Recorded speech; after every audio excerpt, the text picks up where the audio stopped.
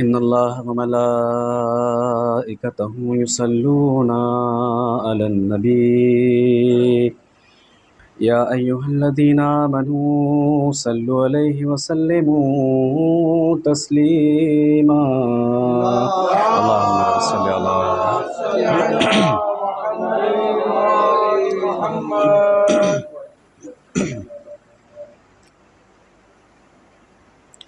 لا حول ولا قوة إلا بالله العلي العظيم أعوذ بالله السميع العليم من الشيطان اللعين الرجيم بسم الله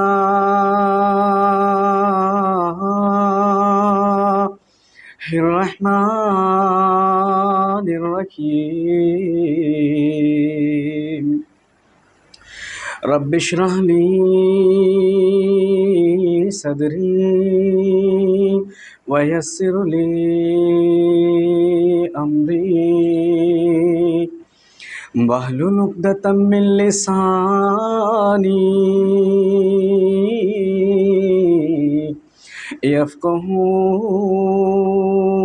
يفقهوا قولي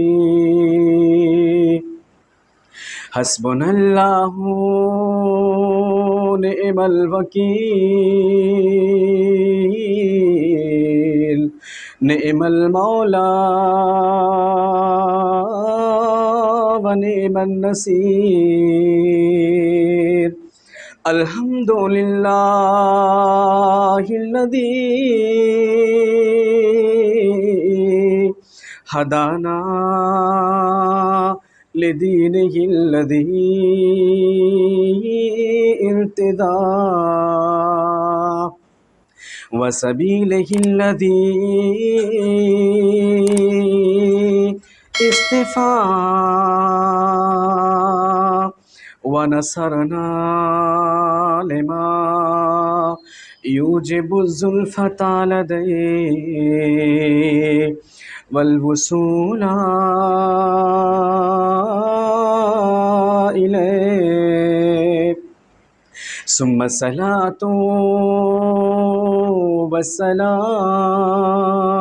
والسلام والتحية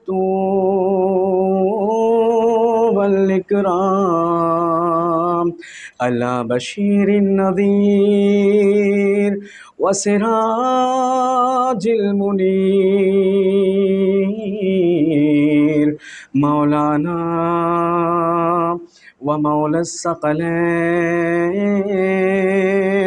محبوب رب المشرقين والمغربين جد الحسن والحسين أبي القاسم محمد اللهم صل على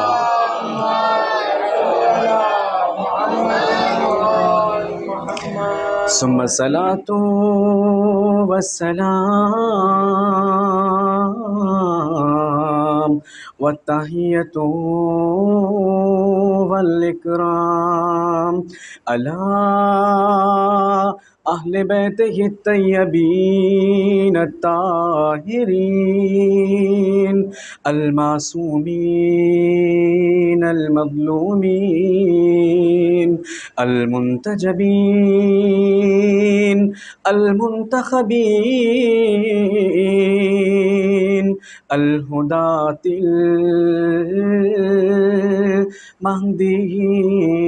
المهديين الذين أذهب الله عنهم الرجس وطهرهم تطهيرا اللهم صل على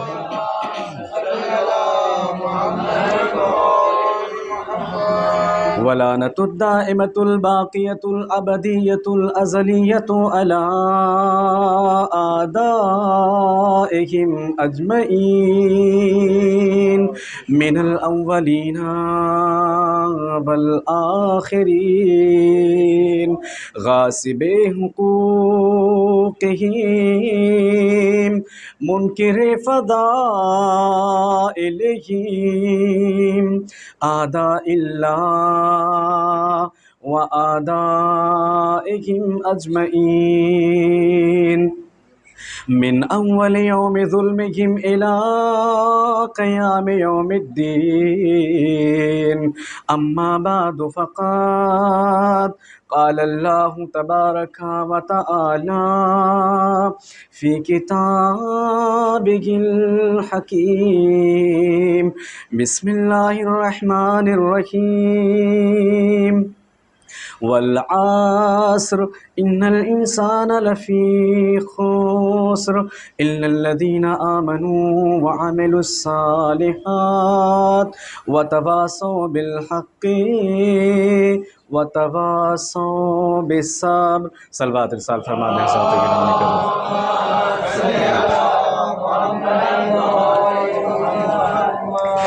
اپنی صحت و سلامتی کے لیے اور عظمت اہل بیت پیغمبر خدا صلی اللہ تعالیٰ علیہ وآلہ وسلم کے لیے ایک مرتبہ اور بلند تر صلوات پڑھ دیں۔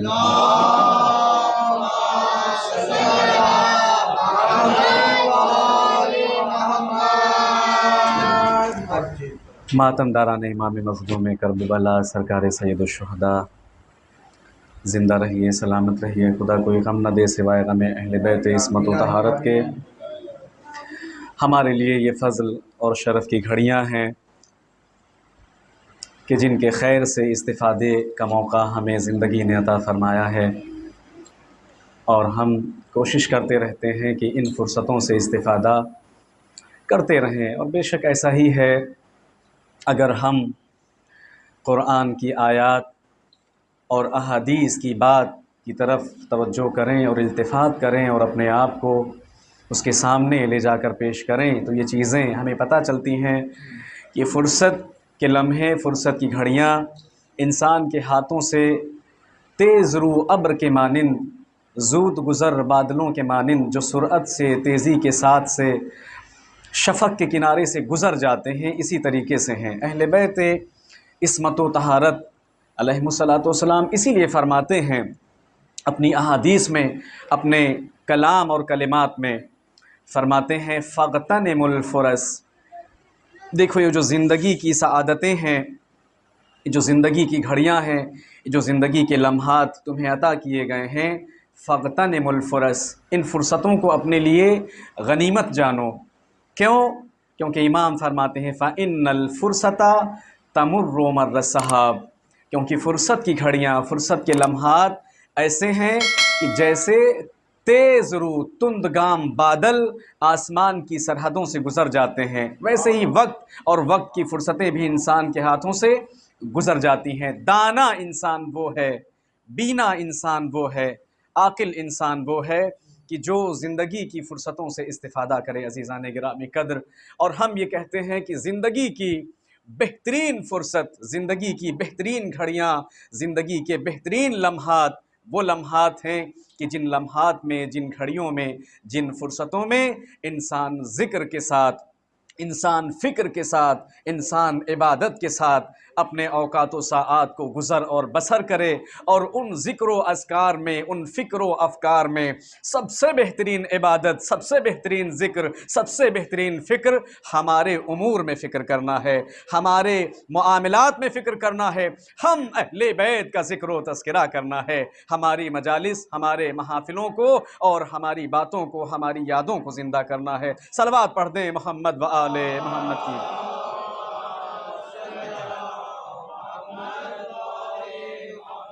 عزیزان گرامی قدر، بہترین موقع، بہترین فرصت، بہترین ساعت اہل البیت علیہم السلام کے دین اور ان کے آئین سے استفادہ کرنا ہے۔ یہ اس نشست کی آخری مجلس ہے۔ کبھی کچھ باتیں ذہن میں آئی تھی کہ جنہیں پہلی یا دوسری مجلس میں اشارہ کر کے میں گزر گیا تھا کہ ایمان کے لشکر ہوتے ہیں۔ ایمان صرف کوئی ایک لفظ نہیں ہے، اسلام یہ کوئی ایک لفظ نہیں ہے، بلکہ اسلام کا اپنا ایک معنی ہے، ایمان کا اپنا ایک معنی ہے۔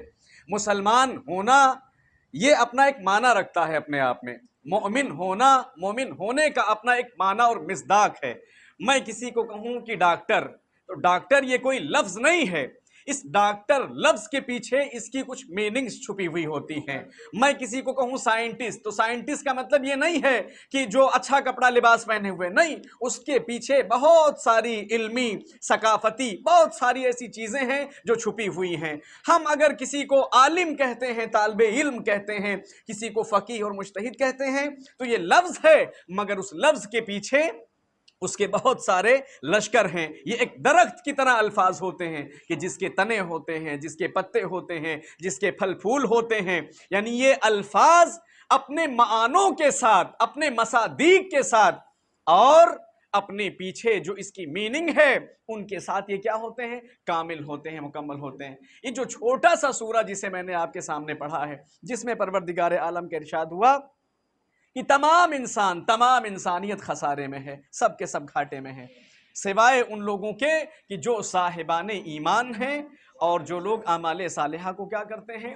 بجا لاتے ہیں۔ عزیزان گرامی قدر، آپ دیکھیں کئی بار، اچھا یہ دیکھیں، ایک بات کی طرف التفات کرتے ہوئے پھر مطلب اور مقصد کی طرف آ جاؤں۔ کہا جاتا ہے کہ صاحبان ایمان، ایمان والے لوگ جو ایمان لے کر کے آتے ہیں اور عمل صالح کو بجا لاتے ہیں۔ کئی بار ایسا ہوتا ہے کہ انسان عمل تو بجا لاتا ہے مگر اس عمل کے اندر صلح و حسن نہیں پایا جاتا۔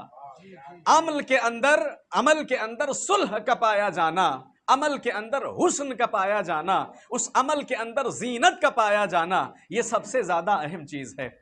کاموں کو کرنا اتنا اہم نہیں ہے جتنا اہم یہ ہے کہ کاموں کو طریقے سے کیا جائے۔ اعمال کا بجا لانا اتنا ضروری نہیں ہے جتنا ضروری یہ ہے کہ اس عمل کو اس کے وزن کے ساتھ بجا لایا جائے۔ اس عمل کی جو عزت ہے، اس عمل کی جو توقیر ہے، اس عمل کا جو اپنا وزن ہے، اس وزن کے ساتھ اس عمل کو کیا کیا جائے؟ بجا لایا جائے۔ اور قرآن نے بارہا اس چیز کی تاکید اپنے اندر کی ہے۔ کتاب کا اگر ہم مطالعہ کتاب خدا کا کرتے ہیں علیکم السلام، تو اس کے اندر اس وزن کو دیکھتے ہیں، پاتے ہیں۔ کیا کہا؟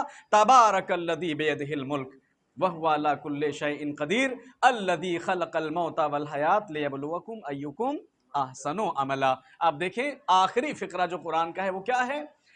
اللہ نے تمہیں آزمائشوں میں اس لیے ڈالا ہے، اللہ نے تمہیں عمل کے حوالے اس لیے کیا ہے تاکہ یہ دیکھیں کہ تمہارے درمیان بہترین عمل کرنے والے کون لوگ ہیں، تمہارے درمیان عمدہ عمل کرنے والے کون لوگ ہیں، تمہارے درمیان اچھا عمل کرنے والے کون لوگ ہیں۔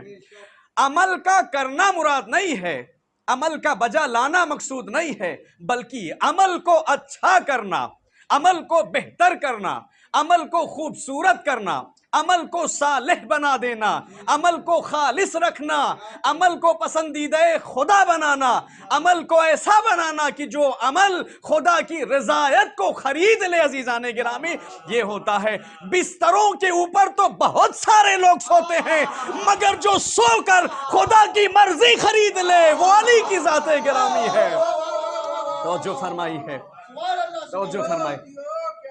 عزیزان گرامی قدر، یہ بس یہ مقدمہ ختم ہو جائے۔ بستروں کے اوپر بہت سارے لوگوں کو نیند آتی ہے، نہ جانے کتنے لوگ ایسے ہیں جو بستروں کے اوپر سوتے ہیں مگر سب کا سونا مرضی خدا کو نہیں خریدتا۔ وجہ کیا ہے؟ سونا ایک عمل تو ہے مگر علی کا سونا عمل سے بڑھ کر کے ہے۔ عزیزان گرامی قدر، اتنا پسند آیا کہ مرضی کو اللہ نے بیچ دیا۔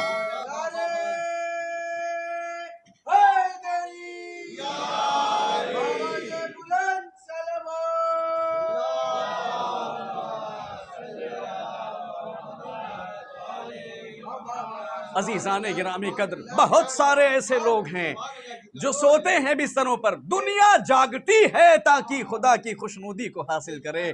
دنیا اسی وجہ سے کہا جاتا ہے من طلب العلا سہر اللیالی.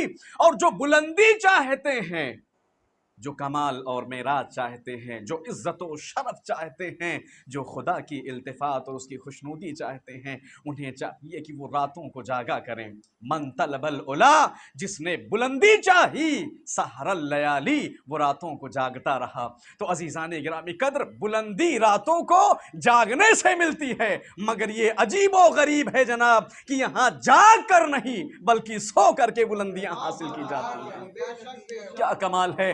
دنیا کے اندر صدقہ کرنے والے، خیرات کرنے والے بہت سے ایسے لوگ پائے جاتے ہیں کہ جو صدقہ کر کے، جو خیرات کر کے، جو نیکی کر کے، جو احسان کر کے، جو دوسروں کا شکریہ خرید کر خدا کی مرضی اور اس کی رضاعت کو حاصل کرنا چاہتے ہیں. مگر اہل بیت کے گھرانے کا صدقہ آپ دیکھیے کہ روٹی زمین پر دی جاتی ہے، لینے والے آسمان سے چلے آتے ہیں. صلوات پڑھ دیں محمد و آل محمد پر.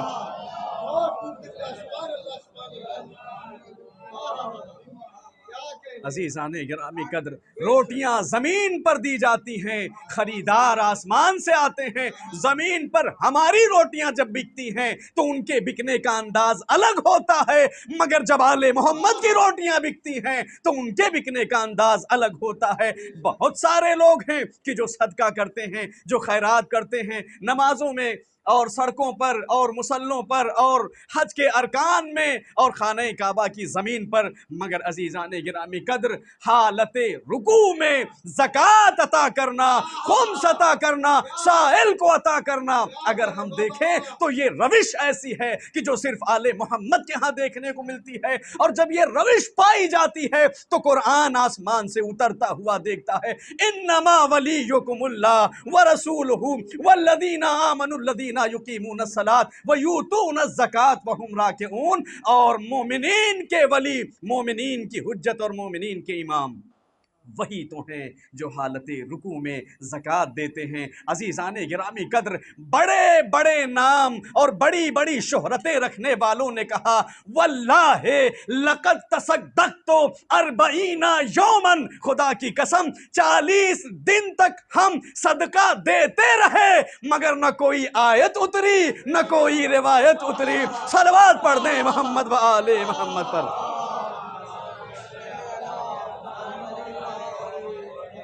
عزیزان گرامی قدر، تو میں کہوں گا کہ جناب آیتیں عمل سے نہیں اترتی، آیتیں حسن عمل سے اترا کرتی ہیں. آیتیں حسن عمل سے. یا ایھا الذین آمنوا، ایمان صاحبان ایمان، ایمان لانے والے لوگ، اے مومنین اور اے وہ کہ جو اعمال صالحہ کو بجا لانے والے لوگ ہیں. تو آیتیں اچھے ایمان کے ساتھ، آیتیں ثابت ایمان کے ساتھ، آیتیں قائم ایمان کے ساتھ، ایسا ایمان کی جو متزلزل نہ ہو، ایسا ایمان کی جو بکھرتا ہوا، جو لرزتا ہوا، جو ہلتا ہوا، جو کانپتا ہوا نظر نہ آئے. ایسا ایمان عزیزان گرامی قدر کی شہرگ کو کاٹ دیا جائے، سروں کو نیزے کے اوپر بلند کر دیا جائے، مگر پھر بھی تکبیر و تحلیل اور آیات الہیہ کی تلاوت ہوتی رہے. ایمان یہ ہے کہ کتنا خوبصورت ایمان ہے اور کتنا خوبصورت عمل. ایک صلوات پڑھ دیں محمد و آلہ.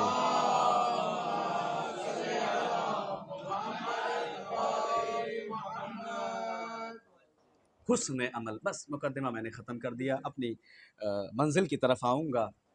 عزیزان گرامی قدر، حسن عمل، بہترین عمل، اچھا عمل ہماری زندگیوں میں ملحوظ ہونا چاہیے. میں نے ذکر کیا تھا کہ انشاءاللہ تعالیٰ کسی دن پڑھیں گے، تو آج ان چیزوں کی طرف تھوڑا سا التفات کرواتے ہوئے چلتے ہیں. بعض جو احباب مجھے سنتے رہتے ہیں وہ جانتے ہیں روش کو اور انداز کو کہ کیا چیزیں ہماری مجالس کے اندر الحمدللہ پڑھی جاتی ہیں. اب آپ دیکھیں ایمان کی بات آ گئی تو ایمان اور عمل صالح، اب ان کو ہم لے کر کے آئیں گے تاکہ اپنی مجالس کے مقاصد کو، جو اہم مقصد ہماری مجلسوں کا، اہل بیت کی مجلسوں کا، امام حسین کی مجلسوں کا ہوتا ہے، جو ایک پیغام ہم دنیا تک دیتے ہیں، علی کا پیغام، حسن کا پیغام، حسین کا پیغام، زین العابدین کا پیغام، آل عوا کا پیغام علیہم الصلاۃ والسلام، وہ پیغام دنیا تک پہنچ جائے. ایمان اور عمل صالح عزیزان گرامی قدر، آپ دیکھیں کہ جب ایمان اور عمل صالح متوازن ہوں، ثابت ہوں، مستقل اور مستقر ہوں، قائم ہوں اپنی جگہ پر، تو عزیزان گرامی قدر اس کا اجر اور اس کا صلہ کس صورت میں عطا کیا جاتا ہے انسان کو۔ آیت کی نہایت میں نتیجے کو پڑھوں گا اور انشاءاللہ تعالیٰ کچھ چیزیں اس کے شروع میں پڑھنا چاہتا ہوں۔ قرآن کہتا ہے کہ قد افلح المؤمنون، قد افلح المؤمنون۔ دیکھو صاحبان ایمان کامیاب ہو گئے اور صاحبان ایمان ہی کامیاب ہیں۔ بہت سارے لوگ یہ سمجھتے ہیں کہ اہل دنیا کامیاب ہو گئے، دنیا والے لوگ کامیاب ہو گئے۔ بہت سارے لوگ یہ سمجھتے ہیں کہ جس کے پاس منصب اور مقام ہے وہ کامیاب ہو گیا۔ بہت سارے لوگ یہ سمجھتے ہیں کہ جس کے پاس روپیہ اور پیسہ ہے وہ کامیاب ہو گیا۔ بہت سارے لوگ یہ سمجھتے ہیں کہ جس کے پاس کمیٹی اور جس کے پاس اتھارٹی ہے وہ کامیاب ہو گیا۔ نہیں عزیزان گرامی قدر، قرآن کہتا ہے کامیاب صاحبان ایمان ہیں۔ مومن کامیاب ہے۔ مومن کیا ہے؟ کامیاب ہے۔ کبھی کبھی بیچ بیچ میں چیزیں میں بیان کرتا رہا ہوں۔ مومن کامیاب ہے۔ اب ایمان اور عمل صالح کی چونکہ بات ہے تو ہم نے کہا کہ ایمان ایک لفظ ہے اور اپنے پیچھے اپنا ایک معنی رکھتا ہے۔ ایک تناور درخت ہے جس سے پھل، جس سے پھول، جس سے خوشبو، جس کی شاخیں، جس کے پتے ہمیں دیکھنے کو ملتے ہیں، اسے میں ذکر کروں گا۔ قرآن کہتا ہے قد افلح المؤمنون، مومنون کامیاب ہو گئے، مومنون ہی کامیاب ہیں۔ اب وہ کون سے مومنون ہیں کہ جنہیں قرآن نے کامیاب ہونے کی سند دیا ہے عزیزان گرامی قدر؟ اچھا یہ دیکھیں کہ سند مولوی نہیں دے سکتا ہے، سند مفتی نہیں دے سکتا، سند ملا صاحب نہیں دے سکتے، سند حافظ جی نہیں دے سکتے، سند کوئی بھی فقیہ مجتہد نہیں دے سکتا، سند کوئی بھی وکیل یا ایڈوکیٹ نہیں دے سکتا، سند کوئی بھی پڑھا لکھا یا جاہل انسان نہیں دے سکتا، سند قرآن دے گا، سند قرآن دے گا۔ قرآن کہتا ہے کہ جو مومنون کامیاب ہو گئے وہ کون سے مومن ہیں؟ کون سے مومنون ہیں؟ صفت بیان فرمائی ہے۔ سب سے پہلی صفت بیان فرماتے ہیں الذین هم فی صلاتہم خاشعون۔ وہ کون سے کامیاب ہو جانے والے مومن ہیں؟ کہتے ہیں وہ مومن کہ جو اپنی نمازوں میں خشوع رکھتے ہیں۔ علامہ مجلسی نے اس بات کی تصریح کرتے ہوئے روایات کے ضمن اور ذیل میں اس بات کو لکھا ہے عزیزان گرامی قدر، وہ مومن کہ جو اپنی نمازوں میں خضوع اور خشوع رکھتے ہیں۔ خاشعون، لائبون کی بات نہیں ہو رہی ہے کھیلنے والے، نائمون کی بات نہیں ہو رہی ہے کہ جو سو رہے ہوتے ہیں، غافلون کی بات نہیں ہو رہی ہوتی کہ جو غفلت میں پڑے ہوئے رہتے ہیں، نہیں، سستی کرنے والوں کی بات نہیں ہو رہی ہے، خاشعون کی بات ہو رہی ہے جو اپنی نمازوں میں خشوع رکھتے ہیں عزیزان گرامی قدر۔ علامہ مجلسی فرماتے ہیں قیل ای خائفون من اللہ، خشوع رکھنے والوں سے مراد یہ ہے کہ جو اپنی نمازوں میں کیا رکھتے ہیں؟ خشیت الہی رکھتے ہیں، پروردگار عالم کا خوف رکھتے ہیں، خشیت رکھتے ہیں۔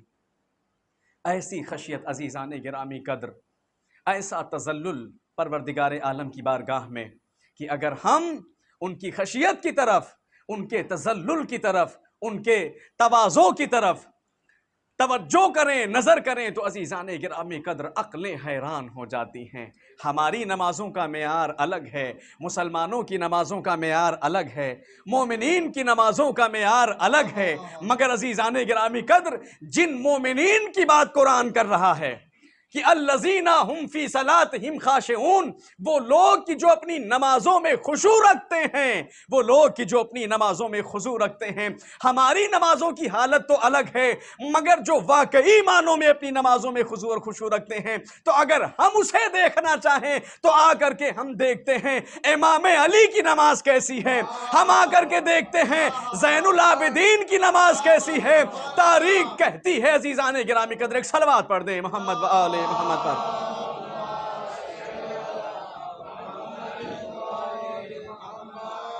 تاریخ کہتی ہے کہ سانپ اژدہا وَلَهُ عَشْرَةُ رُؤُوسٍ کہ جس کے 10 سر تھے، خرجا من جوف الارض وہ زمین کو چیر کر اس کے سینے کو پھاڑ کر زمین سے نکلتا ہے، اندہ قدمہ علیہ السلام امام کے قدموں کے پاس، اور اس کے بعد امام کے انگشت کو انگوٹھے کو چاٹنے لگتا ہے، کاٹنے لگتا ہے، کھانے لگتا ہے۔ تاریخ بتاتی ہے کہ اس کی آنکھیں اتنی زیادہ سرخ تھی کہ سرخی کے ساتھ ساتھ آنکھیں پلٹی ہوئی بھی تھی، مگر عزیزان گرامی قدر خشیت کا عالم آپ دیکھیں، خشوع کا عالم آپ دیکھیں کہ پوری نماز کو امام نے توجہ کے ساتھ، تواضع کے ساتھ، خشوع کے ساتھ بجا لائی ہے۔ اور جب یہ ہار گیا اپنی کوشش کرتے کرتے، جب اس نے دیکھا کہ کوئی اثر نہیں ہو رہا ہے، تو ہاتف غیبی سے یہ ندا آئی، انتا زین العابدین۔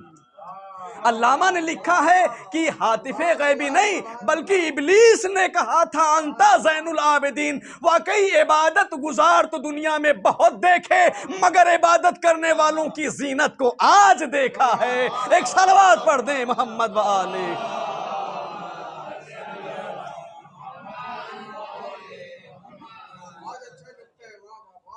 عبادت کرنے والے بہت دیکھے، آدم کو سجدہ کرتے ہوئے دیکھا، وہ آدم کی جو مسجود ملائکہ قرار پائے، مگر عزیزان گرامی قدر عبادت گزاروں کی زینت نہیں کہے گئے۔ وہ نوح و ابراہیم کی بات آپ دیکھ لیں، انبیاء اور مرسلین کی عبادتیں دیکھ لیں، مگر کسی کو عبادت گزاروں کی زینت نہیں کہا گیا۔ عزیزان گرامی قدر کیسے کہا جا سکتا ہے؟ انبیاء اور مرسلین کی عزت و حرمت اور ان کے وقار کو جن کے ہاتھوں میں رکھا گیا انہیں آل محمد کہا جاتا ہے۔ عزیزان گرامی قدر انت زین العابدین، یہ خشوع کا عالم ہے، یہ خضوع کا عالم ہے ہماری عبادتوں میں۔ لہٰذا قرآن کہتا ہے کامیاب ہو جانے والے مومن کون ہیں؟ الذین هم فی صلاتہم خاشعون، جو اپنی نمازوں میں خشوع رکھتے ہیں۔ یہ پہلا معیار مومن کے لیے ہے۔ اب آپ سوچیں کہ یہاں قرآن نماز پڑھنے کی بات نہیں کر رہا ہے بلکہ نماز میں خشوع کی بات کر رہا ہے۔ عزیزان گرامی قدر اب جو نماز نہیں پڑھتے، جو نماز نہیں پڑھتے ہیں ان کا معاملہ کہاں ہوگا؟ جو نماز پڑھتے ہیں یہ ان کے لیے صفت بیان کی گئی ہے کہ وہ اپنی نماز میں کیا کریں؟ خشوع کریں۔ لہٰذا پہلی صفت کامیاب ہو جانے والوں کی کیا ہے؟ الذین هم فی صلاتہم خاشعون، جو اپنی نمازوں میں کیا کرتے ہیں؟ خشوع رکھتے ہیں۔ اس کے بعد عزیزان گرامی قدر دوسرا فقرہ جو اس آیت مبارکہ کا ہے وہ کیا ہے؟ والذین هم عن اللغو معرضون، اور مومنون کامیاب ہو گئے۔ وہ کون سے مومنون ہیں؟ وہ کون سے مومن ہیں جنہیں کامیابی کی سند قرآن دے رہا ہے؟ قرآن کہتا ہے الذین ہم عن اللغو معرضون، وہ لوگ ہیں کہ جو لغو باتوں سے، باطل باتوں سے، بیکار کی باتوں سے اعراض کرتے رہتے ہیں، اپنے منہ کو موڑ لیتے ہیں۔ کیا کرتے ہیں؟ لغو باتوں سے، باطل باتوں سے اپنے آپ کو موڑ لیتے ہیں۔ غلط بات، باطل بات، ناحق بات، ناہنجار بات، بے مطلب بات، بے مقصد بات، جس کا ہم سے اور آپ سے کوئی تعلق نہیں ہوتا ہے، اس سے کیا کرتے ہیں؟ اعراض کرتے رہتے ہیں۔ جب بھی کوئی غلط بات ہوتی ہے تو اپنے رخ کو موڑ لیتے ہیں۔ لذت ایک لفظ ہے اور بہت ڈینجر لفظ ہے۔ لذت جو انسان کو ملتی ہے، لذت بہت ساری چیزوں سے ملتی ہے۔ جس چیز کی عادت ڈال لیں اسی چیز کی لذت ملنے لگتی ہے۔ کانوں کی اپنی ایک لذت ہے، آنکھوں کی اپنی ایک لذت ہے، زبان کی اپنی ایک لذت ہے، فکر و شعور کی اپنی ایک لذت ہے، دل اور قلب کی جو کیفیتیں انسان کی ہوتی ہیں ان کی اپنی ایک لذت ہے۔ یہ دیکھنا چاہیے کہ ہم نے اپنے ان اعضاء اور جواروں کو کن لذتوں کا عادی بنایا ہے۔ کون سی لذتیں ہیں کہ جس کا ہم نے عادی بنایا ہے؟ اگر اچھی باتوں کا عادی ہم نے بنایا تو ہم اچھی باتوں کی طرف مائل ہوتے ہیں، حق باتوں کا عادی بنایا تو اس کی طرف مائل ہوتے ہیں، صحیح باتوں کو عادی بنایا تو اس کی طرف مائل ہوتے ہیں، ورنہ لہو و لعاب کی طرف چلے جاتے ہیں۔ اسی وجہ سے عزیزان گرامی قدر تفسیر کے اندر، احادیث کے اندر معصومین علیہ السلام کے کلمات میں جب ہم دیکھتے ہیں تو لغو کی جو تفسیر کی جاتی ہے، لغو کا معنی کیا ہے؟ بیکار اور بری بات۔ قیل اللغو ما لا یعنیہم من قول او فعل، لغو ہر اس قول کو، ہر اس فعل کو، ہر اس عمل کو کہا جاتا ہے کہ جس سے مومن کا اپنا کوئی تعلق نہ ہو، جس سے مومن کا کوئی تعلق نہ ہو۔ اسی وجہ سے امام ہفتم اور امام ہشتم کی روایات کا جب ہم مطالعہ کرتے ہیں تو ائمہ نے جہاں پر شیعوں کے صفات کو بیان فرمایا ہے، ان صفات و معاصفات میں امام فرماتے ہیں وَلَا تَدْخُلُوا فِي مَا لَا يَعْنِيكَ، اور ایسے کسی کام میں اور ایسی کسی بات میں اپنے آپ کو داخل نہ کرو جس سے تمہارا کوئی واسطہ نہیں ہے، جس سے تمہارا کوئی لین دین نہیں ہے، اس میں پڑھ کر اپنے آپ کو گناہ و معصیت کے حدود میں داخل نہ کرو۔ عزیزان گرامی قدر، ان اللغو معرضون، اور اس کی تفسیر میں دیگر جو اقوال ذکر کیے گئے ہیں، لغو سے مراد کیا ہے؟ فرماتے ہیں یعنی ان الغناء والملاہی، گانا بجانا، لہو و لعاب کرنا، اسے بھی لغو کام کہا گیا ہے۔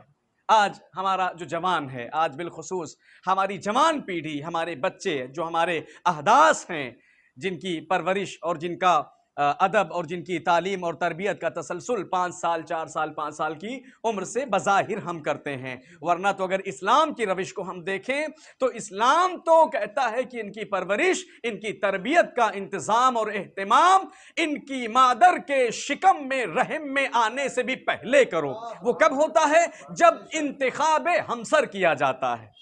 اسی وجہ سے کہا گیا کہ جب انتخاب ہمسر کرو تو یہ دیکھو کہ ایسا نہیں ہے کہ کسے لے کر کے آ رہے ہو، کون سی لڑکی لا رہے ہو، کون سی عورت لا رہے ہو، کس کی بیٹی کو بیاہ رہے ہو، کتنا حسن ہے، کتنا جمال ہے، کتنا روپیہ پیسہ ہے، کتنا مال و دولت ہے، کتنا منصب و مقام ہے، کتنی پراپرٹی ہے، کتنی طاقت و قدرت ہے، کتنا شہرت ہے اور کتنا حکومتوں تک رسائی ہے۔ نہیں، امام نے فرمایا، معصومین نے فرمایا، یہ دیکھو کہ جو آنے والی ہے وہ تمہارے بچے کی ماں ہے یا نہیں ہے، یہ دیکھو کہ وہ اس کی پرورش اور تربیت کر سکتی ہے یا نہیں کر سکتی ہے، یہ دیکھو کہ وہ ایک اچھا مسلمان اپنی آگوش میں پروان چڑھا سکتی ہے یا نہیں ہے، یہ دیکھو کہ وہ ایک اچھے مومن کو آنے والے زمانے میں، مستقبل کے دور میں زمانے کے ہاتھوں اور اس کے حوالے کر سکتی ہے یا نہیں کر سکتی ہے۔ اسی وجہ سے فرمایا ایاکم وخضراء الدمن، یاد رکھو کہ تم ہریالیوں کے اوپر اگنے والے سبزوں سے پرہیز کرو،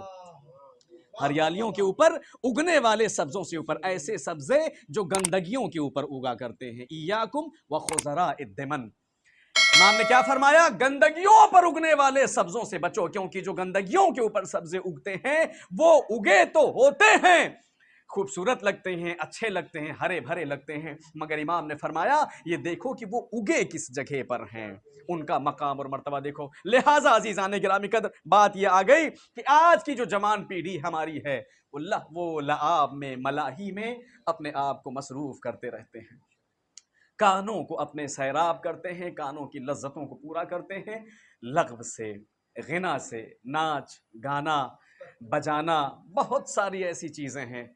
امام نے منع فرمایا ہے، قرآن نے منع فرمایا ہے، اسلام منع کرتا ہے، انسان بے غیرت ہو جاتا ہے۔ عزیزان گرامی قدر، انسان بے حیا ہو جاتا ہے، انسان کے دل سے، اس کے باطن سے، اس کے روح سے عفت و پاکیزگی کا جوہر نکل جاتا ہے جب انسان لغو اور بری چیزوں میں اپنے آپ کو داخل کر دیتا ہے، وارد کر دیتا ہے۔ انشاءاللہ تعالی باتوں کو ذکر کروں گا، لہٰذا کیا فرمایا؟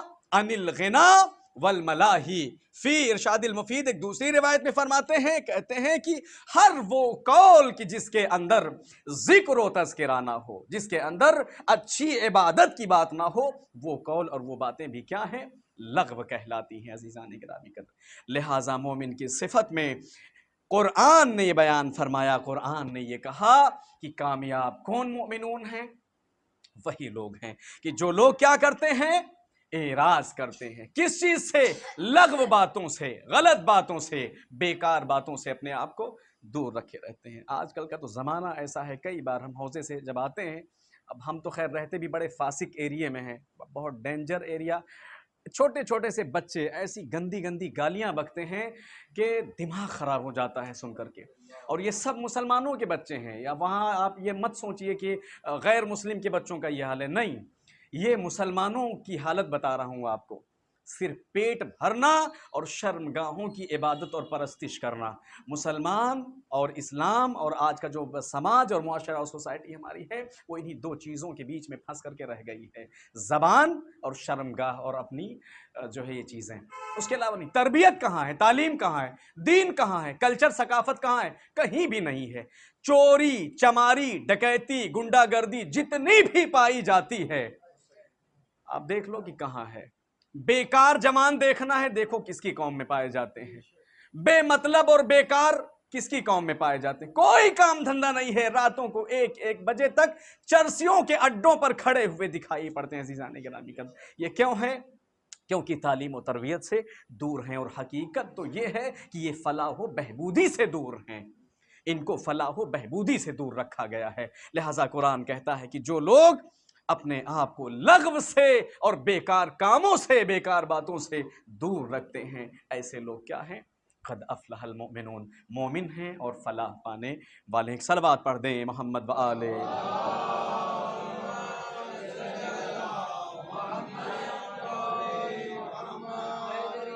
تیسری چیز، ایک صلوات پڑھ دیں محمد و آلِ۔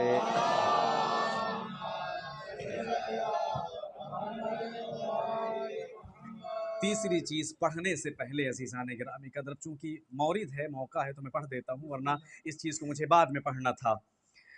آپ دیکھیں امام ہفتم، چونکہ پوری مجلس میں کہیں نہ کہیں ٹکڑے ٹکڑے، حصے جز ہم نے امام ہفتم کا تذکرہ کیا ہے۔ بانیان مجلس کی بھی سفارش اور گزارش ہمارے ساتھ تھی، اگرچہ 2 ائمہ کے ساتھ امام ہشتم 8ویں امام بھی اور 7ویں امام بھی، لیکن مورد اور موقع نہیں آیا، میں تو 7ویں ہی امام کو نہیں پڑھ سکا، 8ویں امام کو کہاں سے پڑھوں گا۔ بہرحال لیکن تھوڑی باتیں آپ کے حیات اور زندگی کے متعلق ہم نے ذکر کی ہیں۔ آج بھی ایک پہلو چھوٹا سا ذکر کر دیتا ہوں۔ لغو کی جو بات آ گئی، بیکار کی جو بات آ گئی، تاریخ بتاتی ہے کہ 7ویں امام کا دور اور زمانہ ہے، اور اس دور اور زمانے میں ظاہر سی بات ہے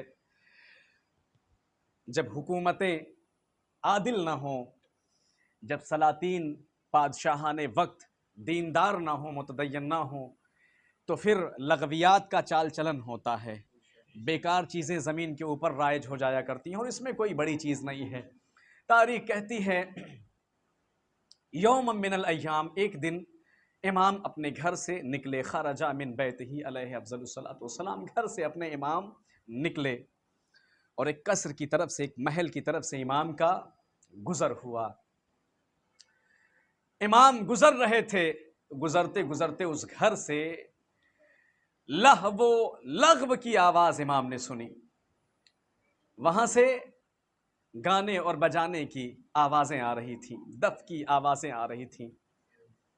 امام گزر رہے تھے، ابھی اس حدود سے امام گزرے نہیں تھے، فخرجت من البیت الجاریہ، اس گھر سے ایک کنیز نکلی، اور اس کے ہاتھوں میں کیا تھا؟ گھر کا کچھ کوڑا کرکٹ جو سامان ہوتا ہے، اضافی چیزیں، جسے پھینکنے کے لیے وہ جا رہی تھی۔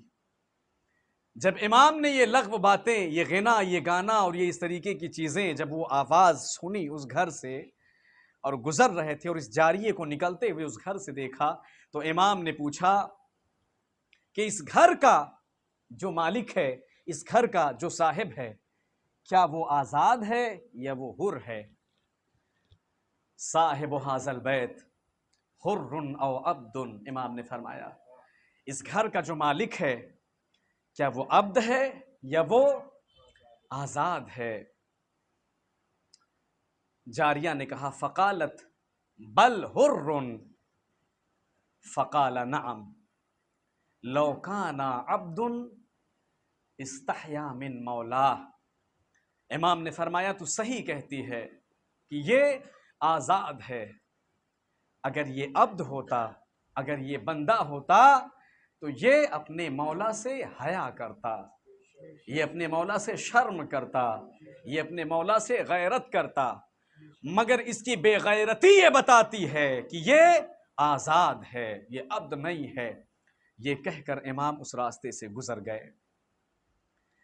ظاہر سی بات ہے یہ قول، یہ قیل، یہ مکالمہ، یہ کلام جو اس جاریہ سے امام کے درمیان ہوا، فتأخرت، اس جاریے کو واپسی میں تاخیر ہوئی، پلٹنے میں دیر ہوئی۔ فرجعت، جب یہ واپس پلٹی تو اس نے کہا کہ بشر حافی کانا جالس علی مائدۃ السکر، جب یہ پلٹی، جب یہ لوٹی گھر کے اندر تو اس نے دیکھا کہ اس کا مالک نشے کی حالت میں سفرے کے اوپر دسترخوان پر بیٹھا ہوا ہے، نشے میں دھت دسترخوان پر بیٹھے ہوئے ہیں۔ فسأل، پوچھا اس سے کہ کیوں تجھے تاخیر ہوئی، لماذا تأخرت، کیوں تاخیر ہوئی، کیوں دیر سے لوٹی ہے؟ تو اس نے سارا واقعہ، سارا ماجرا سنایا جو کچھ ہوا ہے۔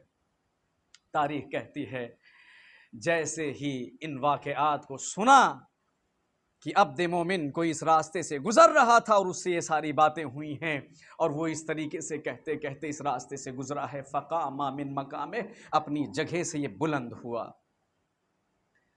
وخرج من بیتہ حافیا، اور اپنے گھر سے اس حالت میں نکلا کہ پیروں میں چپل بھی نہیں پہنا اور جوتے بھی نہیں پہنے، ننگے پیر گھبرا کر پریشان ہو کر باہر نکلے اور ان قدموں کو تلاش کرنے لگے کہ وہ کون تھا جس نے یہ باتیں کی ہیں اور وہ کہاں گیا۔ تاریخ کہتی ہے کہ تھوڑے ہی سے عرصے میں تلاش کرتے کرتے امام کے قدموں تک یہ پہنچ گیا اور امام کے سامنے ہاتھوں کو جوڑ کر کھڑا ہو گیا۔ عزیزان گرامی قدر، اور تاریخ کہتی ہے کہ اپنے سر کو قدموں پر رکھ دیا امام کے، امام کی بارگاہ میں جھک گیا، قدموں پر اپنے سر کو رکھ دیا اور سر کو رکھنے کے بعد کہا بل عبد، حر نہیں، آزاد نہیں، بلکہ کیا ہوں، عبد ہوں، بندے خدا کا، توبہ کو قبول کیجئے۔ تاریخ کہتی ہے اتنا پیسہ، اتنا مال، اتنی دولت، اتنا سب کچھ اس انسان کے پاس تھا، اتنا لہو و لعاب میں، اتنی موج اور مستیوں میں سرمست رہتے تھے، بدمست رہتے تھے، مگر آپ دیکھیں کہ ایک نصیحت امام کی، ایک جملہ، اسی وجہ سے کہتے ہیں کہ جو چیز دل سے نکلتی ہے، ما خرجت من القلب یتأثر علی القلب، مضمون روایت ہے کہ جو چیز دل سے نکلتی ہے وہ دلوں کے اوپر اثر انداز ہوتی ہے، مگر جو چیز فقط زبان سے نکلے لم یتأثر علی الاذان یا الا الاذان، اگر زبان سے باتیں نکلیں تو وہ صرف اور صرف کانوں سے ہوتے ہوئے گزر جاتی ہیں، مگر حجت خدا کی زبان سے یہ بات اور یہ فکریں نکلے تھے، قدموں کے اوپر سر رکھا اور کہا بل عبد، معاف کر دیجئے، بندہ خدا ہونا چاہتا ہوں، اپنی گناہوں کے اوپر، اپنی غلطیوں کے اوپر، اپنی گستاخیوں کے اوپر شرمندہ ہوں۔ عزیزان گرامی قدر، امام کے ہاتھوں پر، امام کے قدموں میں توبہ کیا بشر حافی نے، اور اس کے بعد تاریخ کہتی ہے کہ اپنے زمانے کے زاہد ترین، پاک و پاکیزہ ترین لوگوں میں سے قرار پائے، بزرگ ترین لوگوں میں سے قرار پائے۔ تو عزیزان گرامی قدر، یہ جو واقعہ آپ کی خدمت میں بیان کرنے کا مقصد تھا وہ کیا تھا؟ والذین ہم عن اللغو معرضون، مؤمنون کون ہیں جو کامیاب ہو جانے والے ہیں؟ جو لغو اور بیکار کی باتوں سے اعراض کرنے والے ہیں۔ ایک صلوات پڑھ دیں محمد و آل محمد۔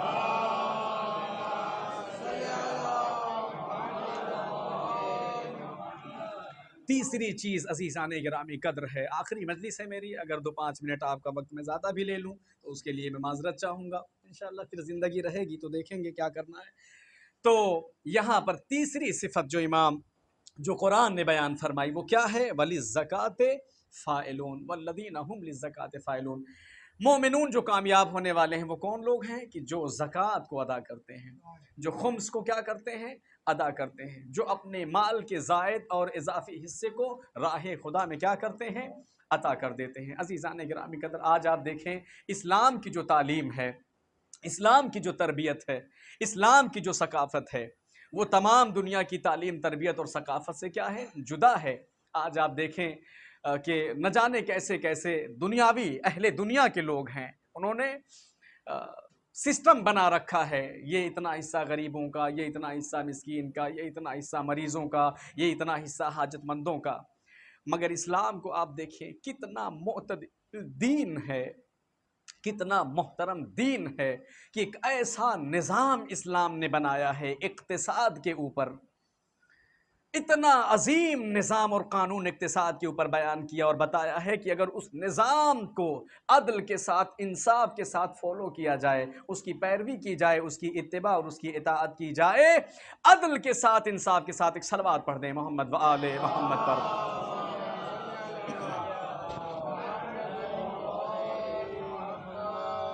عزیزان گرامی قدر، یہ ایک ایسا نظام ہے اسلام کا کہ اگر اس نظام کو باقاعدہ طور پر عدل کے ساتھ، انصاف کے ساتھ، صدق و سچائی کے ساتھ اس کی پیروی کی جائے، اسے مانا جائے، اسے قبول کیا جائے، تو زمین کے اوپر کوئی بھی شخص بھوکا نہ رہ جائے، زمین کے اوپر کوئی بھی شخص عریاں اور بے لباس نہ رہ جائے، زمین کے اوپر کوئی بھی شخص مفلس اور نادار نہ رہ جائے، زمین کے اوپر کوئی بھی شخص حاجت مند اور ضرورت مند نہ رہ جائے۔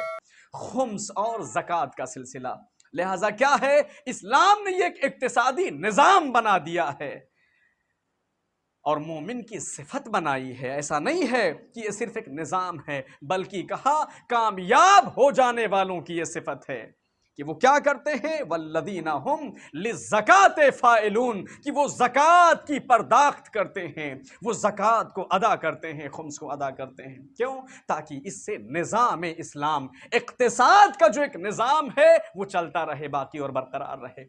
آج یہ جو مفلسی، آج یہ جو بے روزگاری، آج یہ جو فقر، آج یہ جو بیکاری پائی جاتی ہے ہمارے زمانے میں، کیوں؟ وہ اسی وجہ سے ہے، ورنہ مال کی کمی نہیں ہے، اموال کی کمی نہیں ہے، مگر ہر جگہ جہاں پر بھی مال اور دولت اور پیسہ ہے، آپ دیکھیں کہ وہاں پر غلط ہاتھوں نے اپنا قبضہ کر رکھا ہے، غلط ہاتھوں کا قبضہ اور تسلط ہے عزیزان گرامی قدر، لہٰذا حق حقدار تک نہیں پہنچتا ہے، اور جب حق حقدار تک نہ پہنچے تو پھر ضرورت مند سڑک پر آ جاتا ہے، روڈ پر آ جاتا ہے، پھر بھوکا بھوکا رہتا ہے، پھر پیاسا پیاسا رہتا ہے، پھر ننگا ننگا رہتا ہے، پھر جس کے سر پر سایہ نہیں وہ بے سایہ رہتا ہے۔ کیوں؟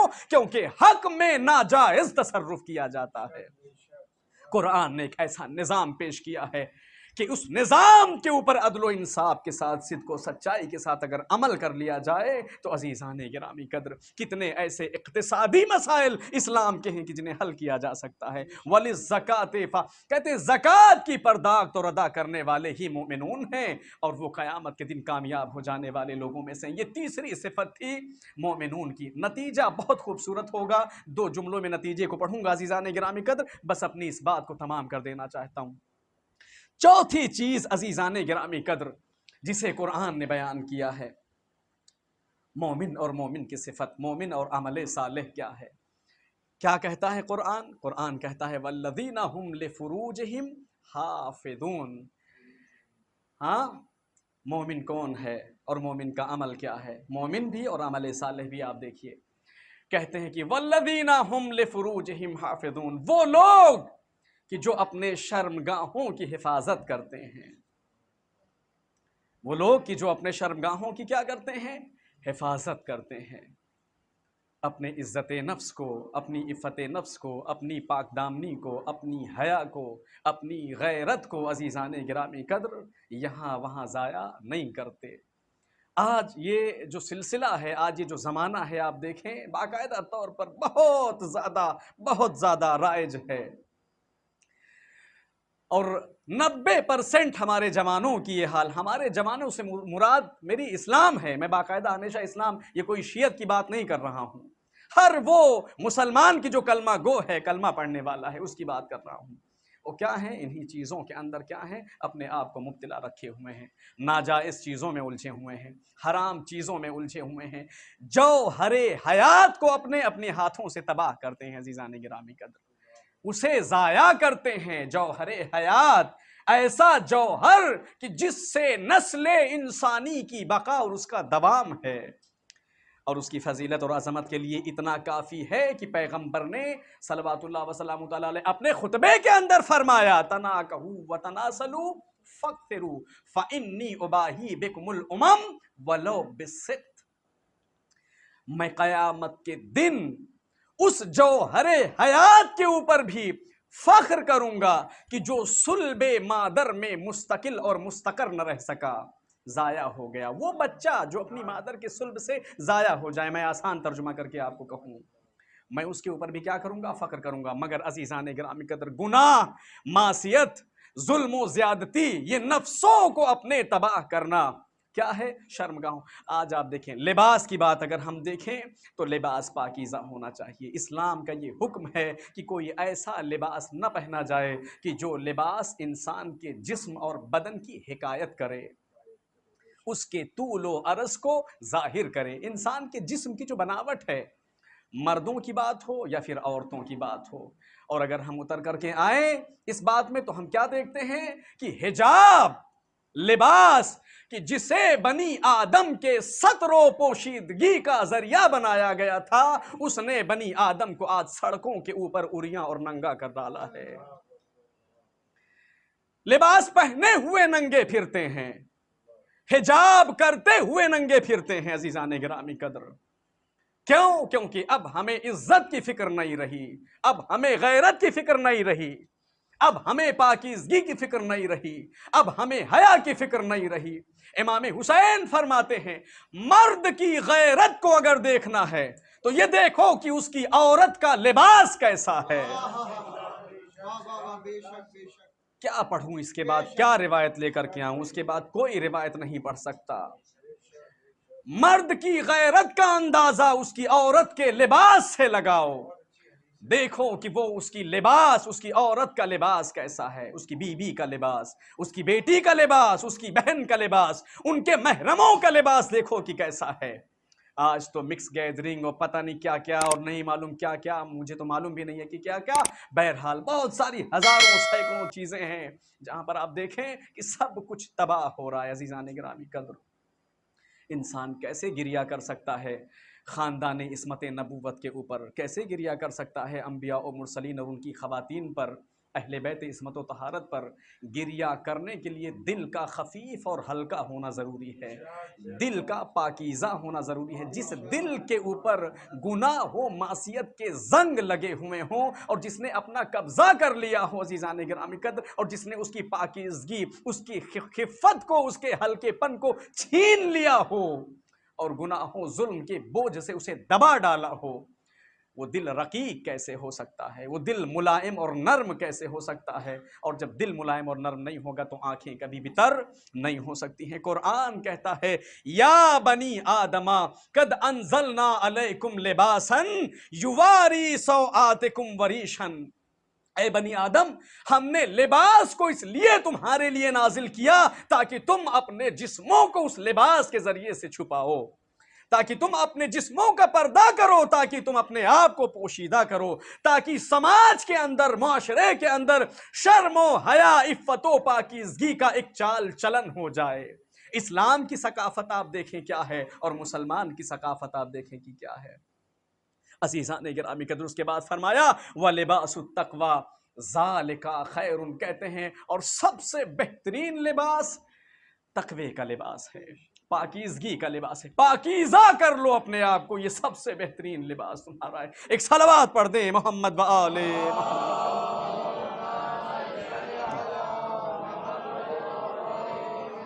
تو عزیزان گرامی قدر، شرمگاہوں کی حفاظت، اپنی غیرت کی حفاظت، اپنی عفت کی حفاظت، اپنی پاکیزگی کی حفاظت، اپنے مقام اور اپنے مرتبے کی حفاظت انسان کو کرنا ضروری ہے۔ قرآن کہتا ہے کہ ایسے مومنون کامیاب ہیں۔ مومن، اور یہ مومن کا معنی ہے کہ ایسے لوگ کیا ہیں؟ کامیاب ہیں۔ یہ چوتھی چیز تھی جسے میں نے آپ کی خدمت میں عزیزان گرامی قدر عرض کیا ہے۔ پانچویں چیز عرض کروں گا اور جلدی جلدی سے بس اپنی مطلب کی طرف اور بات کو ختم میں کرنا چاہوں گا، انشاءاللہ گریز کروں گا مسائل کی طرف۔ پانچویں چیز ہے والذین ہم لاماناتہم وعہدہم راعون۔ کون سے مومنون کامیاب ہیں؟ وہ مومنون کامیاب ہیں کہ جو والذین ہم لاماناتہم راعون، اور ایک دوسرا لفظ آیا ہے وعہدہم راعون۔ دو چیزیں، دو لفظ کا استعمال کیا ہے۔ جو امانت دار ہوتے ہیں، جو امانتوں کی حفاظت کرتے ہیں، جو امین ہوتے ہیں عزیزان گرامی قدر، ایسے مومن کامیاب ہیں۔ امانت داری، امانت دار ہونا، امین ہونا عزیزان گرامی قدر کتنی بڑی صفت ہے۔ میں کچھ باتیں ابھی اشارتاً کہہ بھی چکا ہوں کہ اگر نظام کو صحیح کرنا ہے، اگر نظام کو درست کرنا ہے عزیزان گرامی قدر، تو انسان کو اپنے اندر ان خوبیوں کو، ان صفات کو پیدا کرنا ہوگا۔ امانت دار بننا، آپ دیکھیں ایک بار امانت داری جان کے اندر ہے، ایک بار امانت داری مال کے اندر ہے، ایک بار امانت داری عزتوں کے اندر، اعراض کے اندر ہے، ہر مقام پر امانت داری ہے۔ کسی منصب پر ہیں، کسی مقام پر ہیں، کسی کمیٹی میں ہیں، کسی کمپنی میں ہیں، کسی سسٹم میں ہیں، ہر جگہ امانت داری کی بات ہے۔ یہ کون لوگ تھے جنہوں نے حسین کا سر کاٹ ڈالا؟ یہ کون لوگ تھے جنہوں نے اہل بیت کو رسوا کیا، قرآن کی آیتیں پڑھ پڑھ کر کے رسوا کیا ہے؟ ابھی آج ایک روایت دیکھ رہا تھا کہ اس میں اس روایت کا بیان کیا جا رہا ہے کہ سر حسین کو نیزے پر لے کر کے قرآن کی تلاوت کر رہا ہے، اور جب اس نے سورہ جو ہے کہف کی ان آیات کی تلاوت کیا کہ جس کے اندر اصحاب کہف کا تذکرہ ہے، تو امام حسین نے کہا ہے کہ اصحاب کہف کے معاملے سے حسین کا معاملہ الگ ہے۔ عزیزان گرامی قدر، یہ کس وجہ سے تھا؟ یہ اسی وجہ سے تھا، امانت داری، دین میں خیانت کیا، حقوق میں خیانت کیا، لوٹم لوٹ، غداری، ڈکیتی، اس چیز نے کیا کیا؟ شریف ترین لوگوں کو زمین کی تہوں تک پہنچا دیا۔ عزیزان گرامی قدر، جو زمین کے اوپر سب سے زیادہ اشرف اور سب سے زیادہ افضل تھے۔ امانت داری ضروری ہے۔ امانت داری کے لیے چھوٹا سا ایک ٹکڑا روایت کا پڑھ کر کے گزرنا چاہتا ہوں۔ امام زین العابدین علیہ السلام نے فرمایا ہے، اللہم صلی اللہ،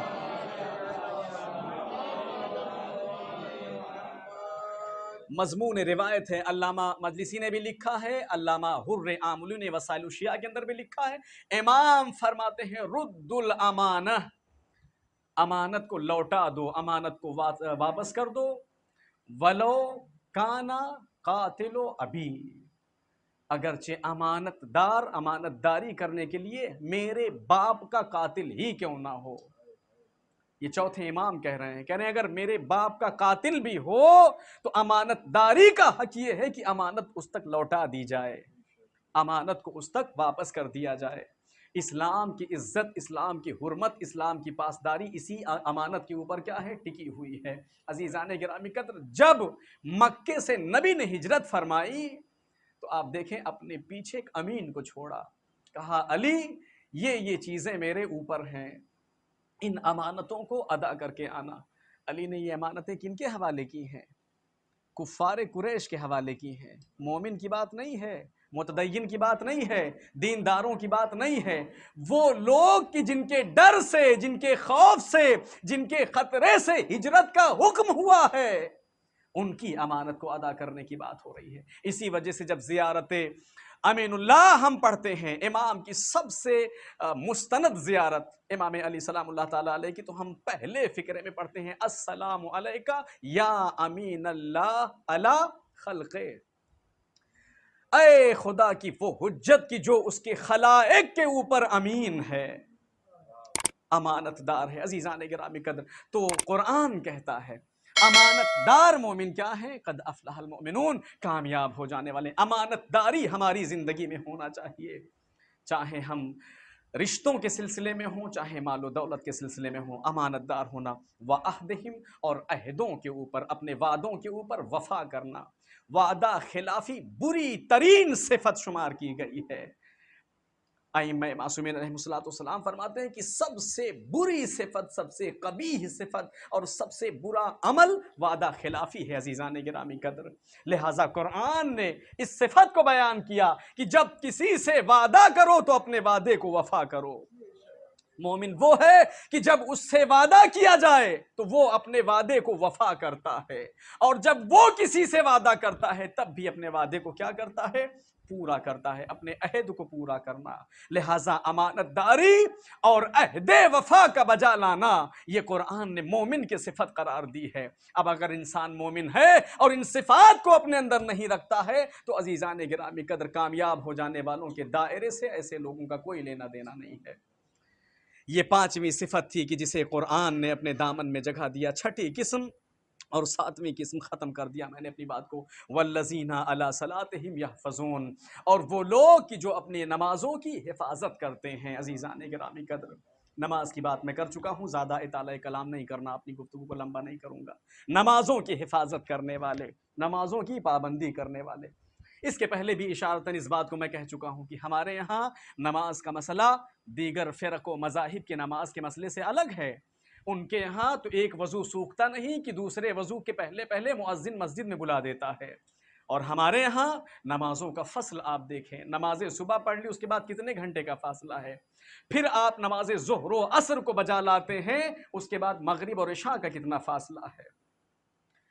عزیزان گرامی قدر، اتنے فاصلے کے ساتھ، اتنی آسانیوں کے ساتھ ہمیں ضرورت ہے اس بات کی، اور ضروری ہے ہمارے لیے کہ ہم اپنی نمازوں کو کیا کریں، درست کریں، اپنے نمازوں کی کیا کریں، حفاظت کریں، انہیں ضائع ہونے سے بچائیں۔ ایک چھوٹے موٹے ٹوٹے پھوٹے الفاظ کہہ کر کے گزرنا چاہوں گا اور اس مطلب کی تکمیل کرنا چاہوں گا۔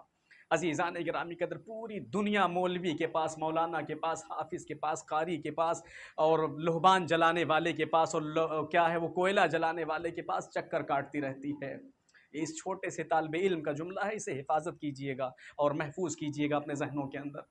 مولانا تعویذ لکھ کر کے دے دیجئے، یہ خراب ہے، وہ خراب ہے، یہ معاملہ بگڑا ہے، وہ معاملہ بگڑا ہے، ایسا ہو گیا ہے، ویسا ہو گیا ہے۔ عزیزان گرامی قدر، میں یہ کہتا ہوں کہ تعویذ کی ضرورت نہیں ہوگی، انسان اپنی توحید کو درست کر لے، توحید پرست ہو جائے، کسی مالے گنڈے اور تعویذ کی ضرورت نہ پڑے گی۔ ایک صلوات پڑھ دیں محمد و آل محمد پر۔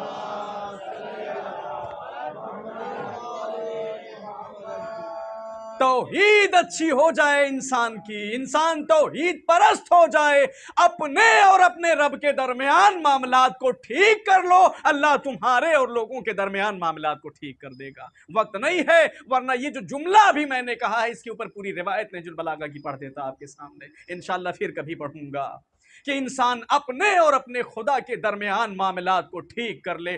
ہم پوری دنیا کے ساتھ اپنے معاملات کو ٹھیک کر کے بیٹھے ہوئے ہیں، مگر سب سے زیادہ ضروری جہاں معاملے کو ٹھیک کرنا تھا، ہم نے سب سے زیادہ معاملہ وہاں خراب کر رکھا ہے۔ تو عزیزان گرامی قدر، اہل بیت علیہ السلام کی سیرت، اہل بیت کا کردار یہی ہے۔ ہم یہی تو کہتے ہیں، ایک ایک 1000 رکعت نمازیں ایک ایک دن میں پڑھا کرتے تھے۔ کانا لہو 500 کیا ہے، 500 درخت نخلا امام کے پاس، اور ہر درخت نخلا کے پاس، ہر کھجور کے پیڑ کے پاس 2 رکعت نماز پڑھا کرتے تھے۔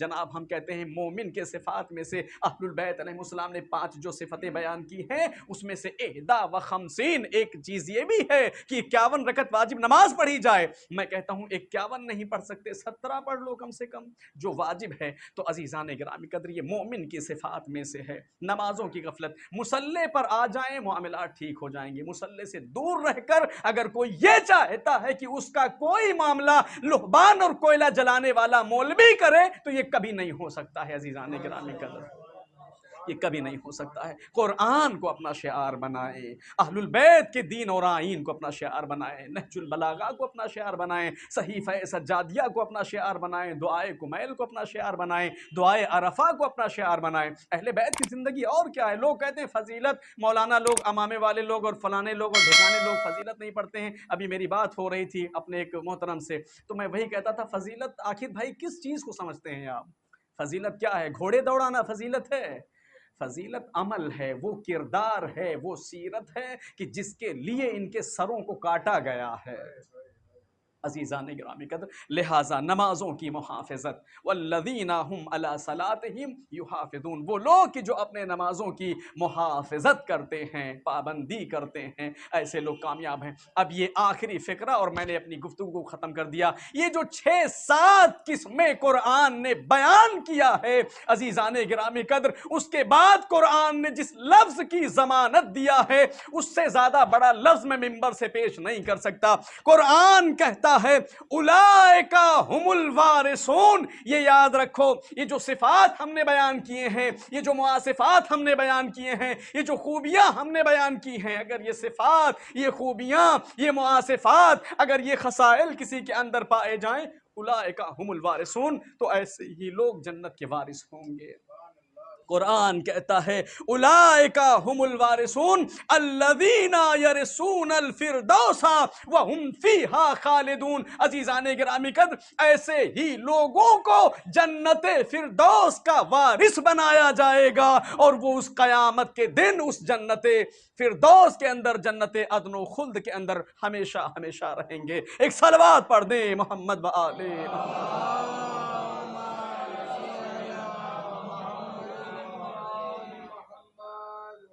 قد افلح المؤمنون اولئک هم الوارثون۔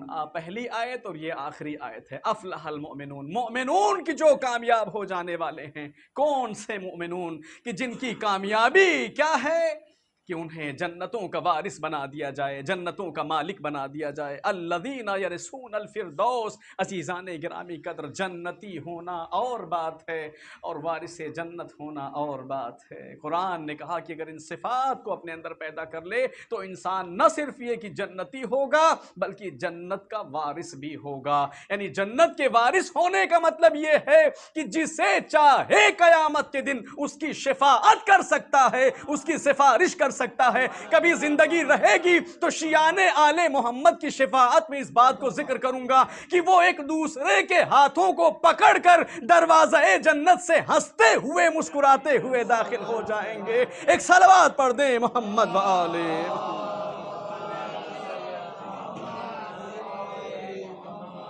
عزیزان گرامی قدر، ماتم داران امام مظلوم کرب و بلا، سرکار سید الشہداء، ایمان اور اعمال صالحہ، قرآن نے کبھی بھی دین کو لفظوں کی زباں خرچ پر نہیں چھوڑا، بلکہ ہمیشہ ان الفاظ، ان کلمات اور ان قصے اور ان کہانیوں کے درمیان عبرت رکھا ہے۔ ان سے عبرت لینے کی ضرورت ہے اور انہیں معنی دار کرنے کی ضرورت ہے تاکہ ہم کامیاب اور فلاح پانے والے لوگوں میں سے ہو جائیں۔ آپ دیکھیں فلاح پانے والوں کا لشکر تو آپ دیکھیں کیسا نظام ہے ایمان کا اور کیسا نظام ہے عمل صالح کا۔ 60 سال سے 65 سال، 70 سال، 30 سال سے 35 سال، 18 سال سے 13 سال، 13 سال سے آپ دیکھیں 4 سال، 4 سال سے آپ دیکھیں 6 مہینہ، پورا ایک تسلسل ہے۔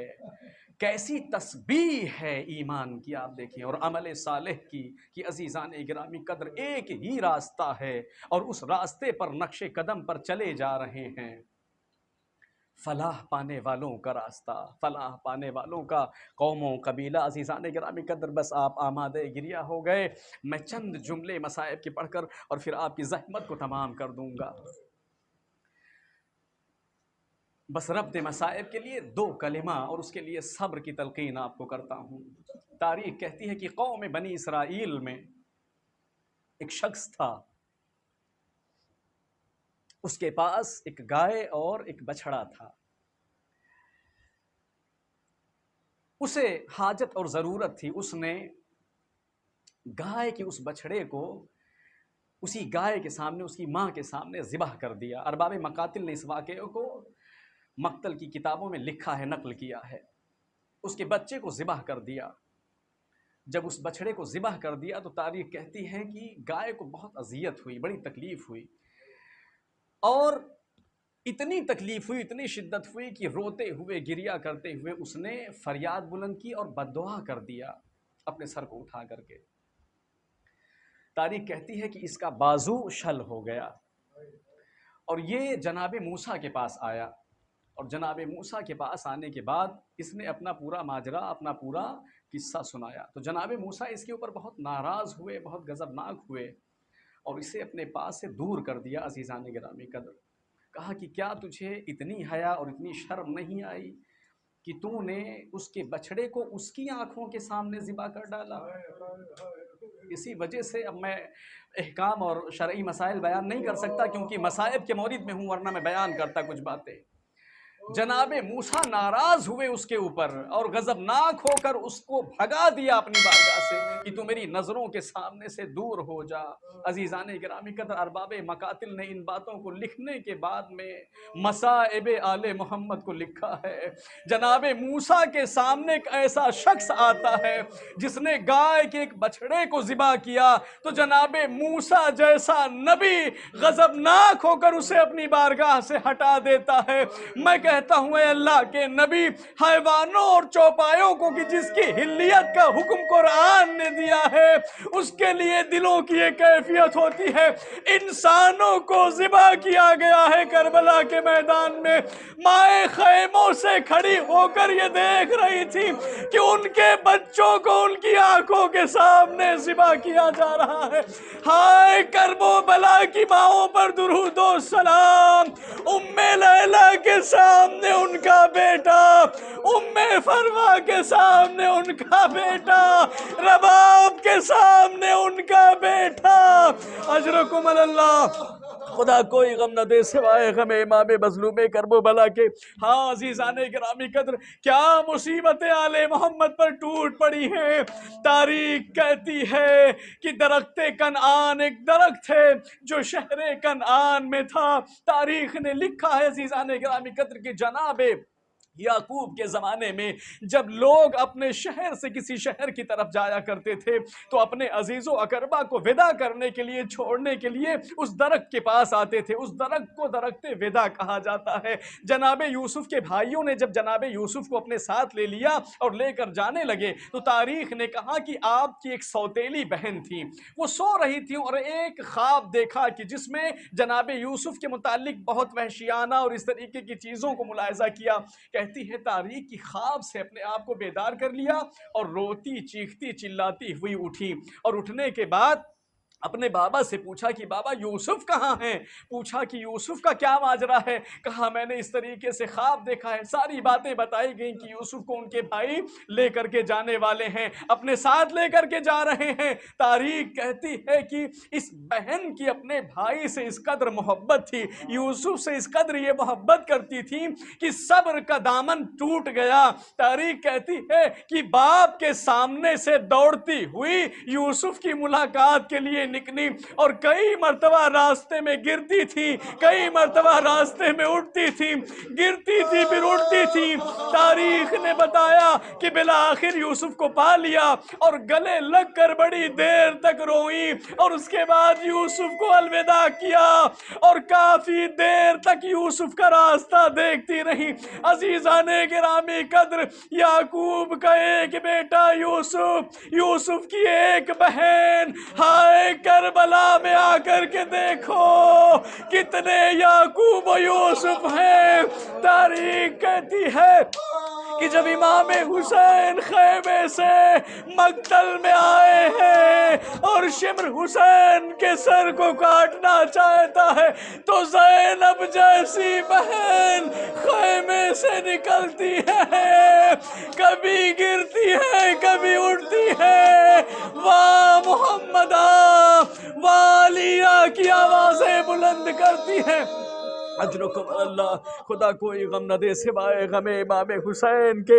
ہاں عزیزان گرامی قدر، تاریخ کہتی ہے اس بہن کے علاوہ ایک اور بہن کے واقعے کو ارباب مقاتل نے لکھا ہے کہ تاریخ کہتی ہے جب امام حسین جناب علی اصغر کو لے کر کے نکلے ہیں اور پانی کی سبیل چاہتے ہیں تو تاریخ کہتی ہے حسین کو پانی تو نہ ملا مگر تیرے سے شعبہ سے حسین کے بچے کے گلے کو چھید دیا گیا۔ تاریخ کہتی ہے حمید ابن مسلم نے اس واقعے کو نقل کیا کہ میں نے دیکھا کہ جب اصغر حسین کے ہاتھوں پر منتقل ہو گئے، جب حسین کے سینے پر منقلب ہو گئے تو حسین اصغر کو لے کر کے خیمے کی طرف جانے لگے۔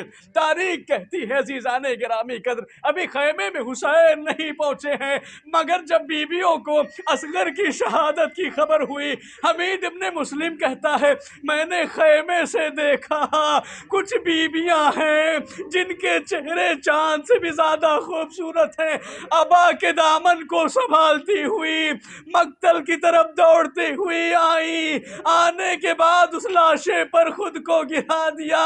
میں نے دیکھا پھر 3 بیویاں اور آئیں۔ ہم نے پوچھا یہ بتاؤ یہ بیویاں کون ہیں؟ جو اس بچے کے جنازے پر ہم سے کہا گیا کہ وہ جو بڑی بی بی ہیں وہ ام کلثوم ابن علی ہیں، اور وہ جو 3 بیویاں ہیں وہ فاطمہ ہیں، وہ رقیہ ہیں، وہ صغرا ہیں۔ ہاں عزیزان گرامی قدر، ان بیویوں نے اپنے آپ کو ان معصوم بچوں کے اوپر اپنا ماتم کیا۔ تاریخ کہتی ہے مصیبت کا یہ سلسلہ اہل بیت کے اوپر یہیں پر ختم نہیں ہوا۔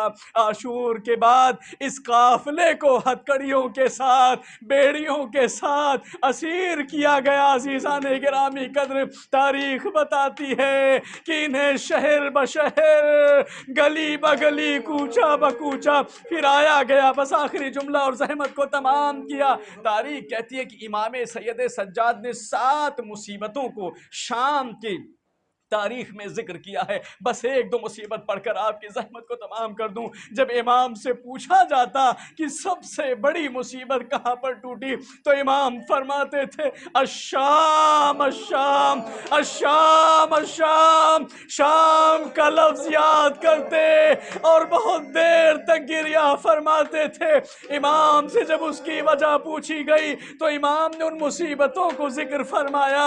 امام نے کہا ہماری سب سے بڑی مصیبت یہ تھی کہ جب ہمیں شام میں داخل کیا گیا تو ہمیں بابو ساعہ کے اوپر 3 گھنٹے تک کھڑا رکھا گیا۔ ہم اس حالت میں کھڑے ہوئے تھے کہ تمام شہر کو آراستہ و پیراستہ کیا گیا تھا، تمام شہر کو سجایا گیا تھا، اور اعلان کر کے تمام لوگوں کو شہر میں بلایا گیا تھا کہ کچھ ایسے گمراہ اور کچھ ایسے کافر لوگوں کا قافلہ آ رہا ہے جنہوں نے حکومت کے خلاف بغاوت کی ہے اور جن کے اوپر ظلم و ستم کرنا جائز و مباح ہے۔ تاریخ کہتی ہے کہ جب ہم داخل ہوئے تو چھتوں کے اوپر کچھ ایسے لوگ تھے جو ہمارے اوپر مٹی اور پتھر کو وہاں سے پھینکتے تھے، کچھ لوگ ہمارے اوپر گرم پانیوں کو پھینکتے تھے۔ امام سید سجاد نے اپنی مصیبتوں میں سے ایک مصیبت ذکر کیا، کہتے ایک شخص نے اپنے چھت سے آگ اور انگارے پھینکے، چونکہ میرا ہاتھ پسے گردن بندھا ہوا تھا، وہ آگ میرے امامے کے اوپر گری، میں چاہتا تھا کہ اس آگ کو بجھاؤں مگر بجھا نہ سکتا تھا، میرا امامہ جل گیا، میرا سر جلتا رہا۔ ہائے مصیبت اہل بیت، عزیزان گرامی قدر، تاریخ کہتی ہے امام نے اپنی دوسری مصیبت کو بیان کیا، کہا دوسری مصیبت ہماری یہ ہے کہ یزید کے دربار کے بعد ہمیں گلیوں اور کوچوں میں پھرایا گیا، یہودیوں اور عیسائیوں اور نصرانیوں کے محلوں کے سامنے ہمارے قافلے کو لے جا کر کے روکا گیا، اور یہ الزام ہمارے اوپر لگا دیا گیا کہ انہوں نے تمہارے آباء و اجداد کا قتل کیا ہے، لہٰذا آج ان سے تم اپنا بدلہ لے لو۔ امام سید سجاد کہتے ہیں ہر کوئی ہم سے اپنی نفرت اور دشمنی اور عناد نکالنا چاہتا تھا، یہاں تک کہ یزید کے دربار میں ہماری چھوٹی بیٹی کو اپنی کنیزی میں طلب کیا۔ امام یہ جملہ کہتے ہیں ایسا لگتا ہے کہ جسم سے روح پرواز ہو جائے گی۔ ہاں عزیزان گرامی قدر، امام سید سجاد پوری زندگی جب بھی کوفہ و شام کو یاد کرتے اتنا گریہ کرتے تھے کہ امام کا کھانا اور امام کا پانی آپ کے اشکوں سے آلود ہو جاتا تھا۔ فبکا علی ابیہ 40 سنہ، اپنے بابا اور اپنے بھائیوں کے اوپر 40 سال تک گریہ فرماتے رہے۔ واہ حسینہ واہ علیہ واہ جدہ واہ محمدہ، سیعلم الذین ظلموا ای منقلب ینقلبون ولعنۃ الدائمۃ الباقیۃ